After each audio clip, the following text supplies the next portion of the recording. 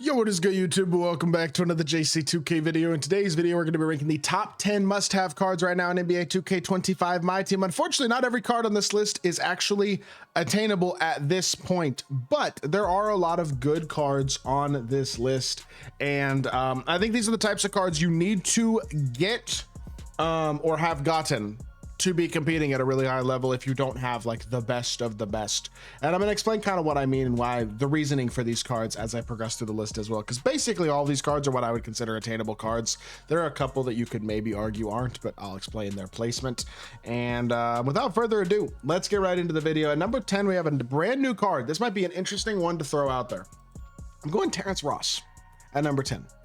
A 6'7" elite shot creating shooting guard who's got Sexton base, or KPJ base, Sexton upper, which means he's got Pro 2 fade with Sexton. He's got elite sigs. He's got an awesome jump shot. He's an incredible slasher, and defensively he is good too. Overall, he's a very, very solid card, and I think realistically, just having a guy who can be a primary ball handler at the shooting guard position for 100,000, who's 100,000 MT, is just, that's a price point that you're not going to get to very much with very many shooting guards, especially guys who can be primary ball handlers. And so I kind of just decided I'll throw him in there. I want to give him a shout out. I think he's a good card. I think number 10 is a reasonable place to put him. Number 9 is gonna be Brook Lopez, free invincible from season 8, 7-footer at the power forward position, 7'5" wingspan. The defense is extremely good. The shooting is very good. The finishing is good. The jumper looks a little weird, but it's faster than it looks. Jared Allen based Dirk up around very quick. It's fast, it's smooth, it's easy. It's Pro 2 fade, Rush dribble style, but Kemba escape, Trey behind the back, gives him a little bit of movement to go with it. Pro 2 is not bad either, of course. I mean, obviously, I really like this card. I think he's very, very solid. I think his jumper's good. I think defensively he's great. I think he's got the size to play the power forward position at a high level, and he's a free card too. Definitely a very, very solid option, and a card who I think a lot of people should be trying to get. Number 8, similar story, a guy that just fills needs for people's small forward positions. 6'10", Joe Smith, 7'2" wingspan. You can get this card for like less than 20,000 MT, and he's got all the key Hall of Fame badges you pretty much want. As a shooter, he's got everything you want there.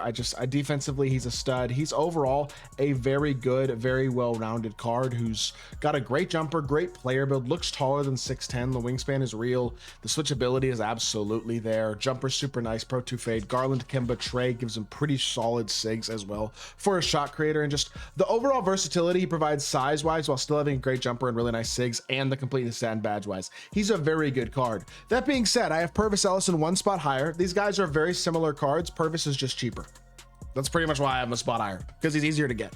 That being said, they do the exact same thing. They're big, versatile, athletic, 6'10" shooting guards, or sorry, small forwards. Not to mention, Purvis has even better sigs, honestly, than Joe Smith does. He's got Francis size up. He's got Levine step back. He's got Halliburton hezzy. He's got Defox cross. Like, he's got sigs that Joe Smith doesn't have. And he's also cheaper. So the stats, the badges could be slightly more complete. Like, he could have handles for days, on ball minus, pick dodge, a couple things like that. That certainly wouldn't hurt, and it'd be nice if he had them. But at the same time, it doesn't take away from how good of a card he is at the small forward position, especially for an extremely affordable card. He's less than 5,000 MT, and he's so good at the small forward position. Moving on to the number 6 spot on this list, we are going to have invincible Shai Gilgeous-Alexander, who is the finals MVP, the final reward card for the playoffs spotlights. The 2K drop throughout the playoffs. He's 6'6", 6'11" wingspan, 99 everything badge wise, has a bunch of good legend badges. I mean, everything except for layup, mix master, physical finisher basically is great legend badges. He's got a change jumper, AI based Sexton upper on very quick with Pro 2 fade, Garland dribble style, Francis sides up, Kemba escape. Doesn't have the behind the back. His own cross is good. It's not as good as Defox, but it is still good. But he has like enough movement to be a very good point guard option. He's got Pro 2 with Sexton upper, which is obviously a huge plus. That's the best Pro 2 in the game. His jumper itself is elite, and he's got the sigs to compete, the stats and badges absolutely to compete at an extremely high level. I think he's a great card, and I think he's a really good option here at the number 6 spot, probably the second best point guard on this list as well. And the reason that he's not higher than number 6 really is because, again, he's number 2 on this list at his position. Dikembe Mutombo is going to be at number 5, just a 7-2 card you could get entirely for free during the NBA Draft Festival. Archer wants to play, as y'all can see. But 7'2" with a 7'7" wingspan. Release is very, very good. Defense is absolutely spectacular. At his size, having every defensive hoffs, especially with the switch ability he provides and the shooting ability he provides as well, with such an elite level money jump shot. Just another great Dikembe Mutombo card. Even without Sigs, he's still one of the better bigs in my team. He's got the size to compete defensively. Really has nothing that you can kind of point at and be like, oh yeah, that's the flaw with Dikembe. I guess it would be movement, but at the end of the day, that's not a big deal for me. So I think he's very, very good at number 5.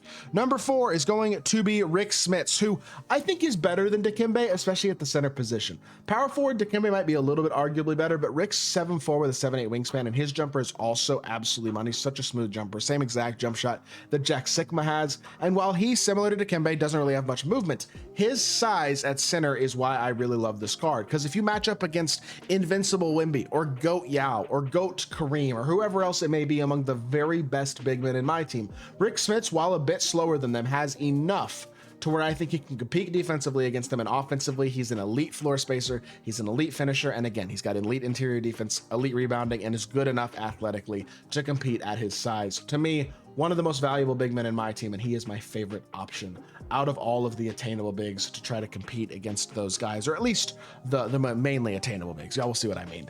That being said, number 3, Cedric Maxwell. I just spelled it wrong twice. Okay, 3 times. Let's try this again. There we go. Cedric Maxwell at number 3, a top 5 shooting guard in the game, period, in my opinion, or at least very close to it. He might not be top 5 anymore, but he's top 6 or so. 6'8" with a 7-foot wingspan.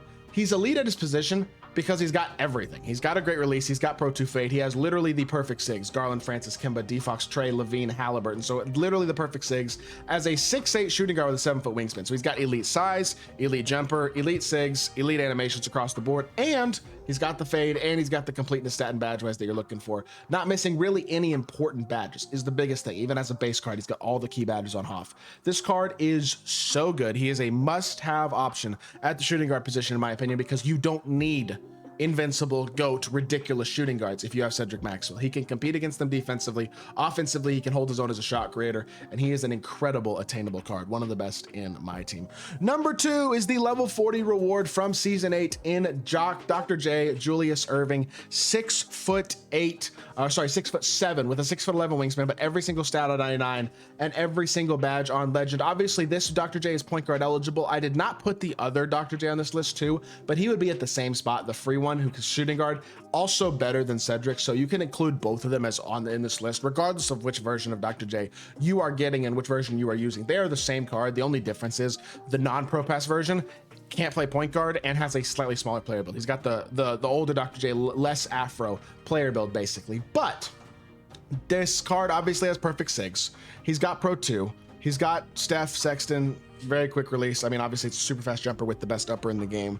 And then all the stats are perfect too. And again, this one's point guard eligible. The other one's shooting guard eligible. Either way, even if you don't have the Pro Pass, you should be running Dr. J when you get him at level 40. He's one of the best cards in the game, and he's number 2. But number 1 on this list, and this may frustrate some people because you can't get him anymore, it's Ralph Samson.